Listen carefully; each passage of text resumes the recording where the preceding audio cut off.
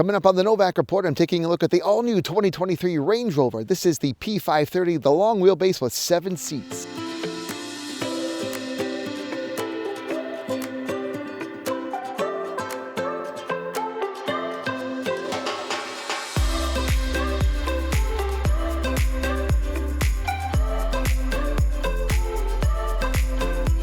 This all-new Range Rover represents the 5th generation of the model, dating back to 1970. Early editions were not available in North America outside of gray market sales, as Land Rover didn't arrive officially here until 1987. But in 2023, Range Rover is now well established on this side of the Atlantic as a pinnacle combination of luxury and rugged capability. Range Rovers are designed to take you where most other vehicles shouldn't, while at the same time enveloping its occupants with refinement, comfort, and technology. The new Range Rover maintains its traditional exterior design hallmarks with its commanding yet elegant profile. My first glance of this 5th generation Range Rover offered me a combination of being instantly recognizable, but at the same time noticeably different from the generation that preceded it. With the 2023 Range Rover, we've got up to 4 engines, depending on where you are. You've got the old diesel, you've got a hybrid, you've got a plug-in hybrid, which I hope to review soon, and you've got your traditional gas-only engine. Now, this is where it gets kind of interesting because what is under the hood is a 4.4-liter turbocharged V8. Now, if it sounds familiar, that's a BMW engine. Why is Jaguar, a Land Rover, having a BMW engine? Well, that's because the 5-liter turbo that they had here, the 5-liter bi-turbo before, they've gotten rid of it because it's very thirsty, the emissions, and Land Rover is moving towards electrification. So they needed an engine in between, and they said, hey, BMW, well, you got this, we'll just use yours. And it's great. I mean, it's a great engine. That 4.4, it's a wonderful engine. Has great output. Total output in this one here is 523 horsepower and 553 pound-feet of torque. And it feels wonderful.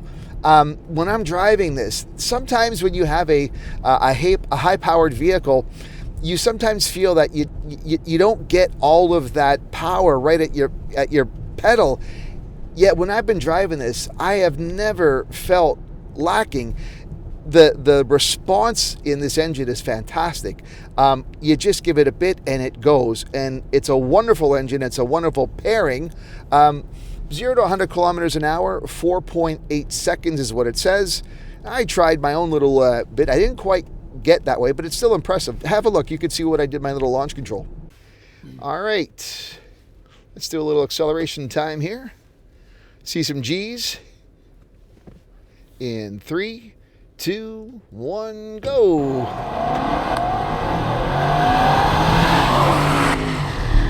And now 100. Pulled some G's maybe. This is a Range Rover. Of course, you can tow with it. This one is rated at 3,500 kilograms. That's 7,700 pounds. And if you want to put a roof rack, you get some cargo up there. You could put up to 100 kilograms on top as well. I'm tempted to take it off-roading today, but I don't know. It's so pretty. The look on this car in the exterior is just gorgeous. The lovely lines. The back end is phenomenal. Just the way that the back looks. Even the taillights are kind of hidden until you actually need them. The quad exhausts are actually sort of hidden underneath, and so it's there, but it's not visible. And on the front end, it's just the refinements. This really is a gorgeous vehicle on the outside as well. Now, while I couldn't tempt myself to take the Range Rover I was testing out on some back roads this time around, had I decided to, this 5th generation Range Rover is just as capable at doing so as all the generations that preceded it. The intelligent all-wheel drive transmission is controlled by Land Rover's Intelligent Driveline Dynamic System, which monitors grip levels and driver inputs 100 times a second to predictively distribute torque between the front and rear axles and across the rear axle for optimum traction on and off-road. Back in 1992, Range Rover was the first luxury SUV to feature electronic air suspension. This newest generation Range Rover is equipped with a fully independent air suspension that isolates the cabin from the surface imperfections. Every Range Rover also features an active locking rear differential, which optimizes traction from the rear axle during high-speed cornering, on slippery road surfaces, and during off-road wheel articulation. The new Range Rover can turn a quick corner as well, given its four-wheel steering and a turning radius of just under 36 feet or 11 meters.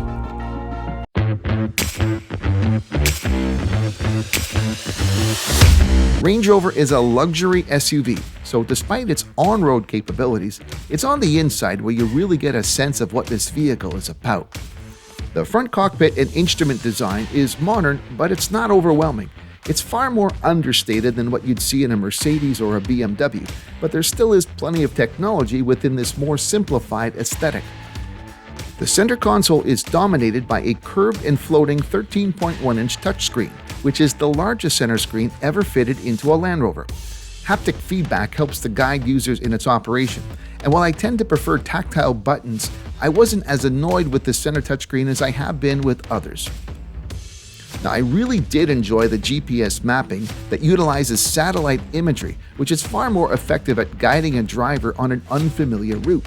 This was probably one of my favorite features, and it can also be displayed on the large LED instrument cluster with sharp resolution. The instrument cluster can be customized, and it's fun to explore to see the visual array that works best for you.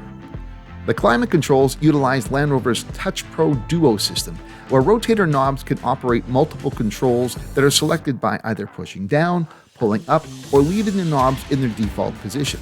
Now, it's neat, but to me this has always been a climate system that tries too hard to be all techy, and it doesn't really need to be.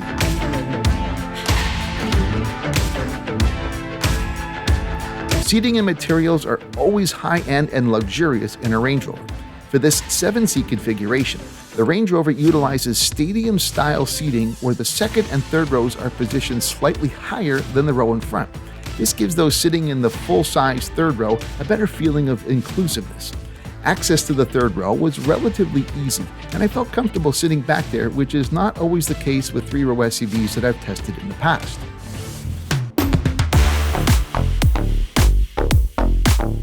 A big part of this new 5th generation Range Rover is the new SV branding and trim levels. Intended to represent the highest level of interior refinement and customization, there are new two baseline SV trims. There's SV Serenity, which focuses more on the rear of the interior, and SV Intrepid, which focuses on the front. SV is offered in both short and long wheelbase, but only in 5-seat configuration.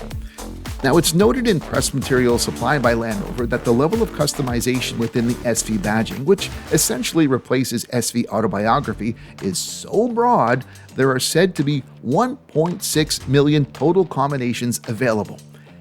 Now, why someone would need 1.6 million combinations or how you figure that out, that's beyond me. But I suppose if the point here is to say that we can customize something exactly to your needs and specifications, well, with 1.6 million combinations, there probably is something that's just right for you.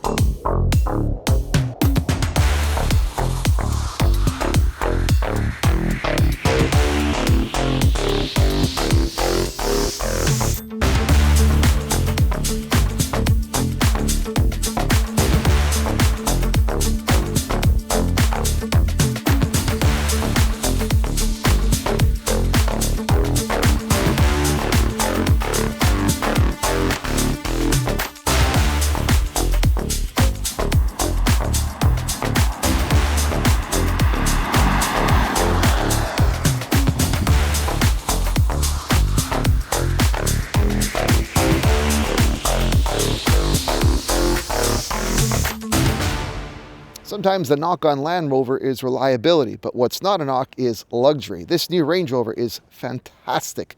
So nicely appointed inside. The engine, this 4.4 turbo, is a wonderful complement. It's just really a fun vehicle to drive. You know, some weeks I'm not too unhappy to return a vehicle. I'd love to keep this a little bit longer, and who knows, when the plug-in hybrid comes out, maybe I'll get that chance. But this really was a fun vehicle to review, and I hope you enjoyed watching it along with me.